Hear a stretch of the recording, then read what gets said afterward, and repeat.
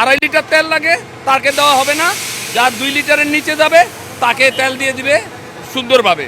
এটা হলো আমরা বলে দিয়েছি, এবং এভাবে যদি চলে তাহলে আমি মনে হয় এই প্যানিক কেটে যাবে। এটা শুধু কালোবাজারি করার জন্য কিছু অসাধু হুন্ডা চালা যারা, তারা এই প্রক্রিয়াটাকে বাইসা নিচ্ছে সারা বাংলাদেশে, নট অনলি চাঁদপুরে। পুলিশ এবং আমাদের দলীয় লোকরা এখানে উপস্থিত থাকবে, তারা গাড়ি চেক করবে তেল আছে কিনা, তেল এবং তার কাগজ আছে কিনা।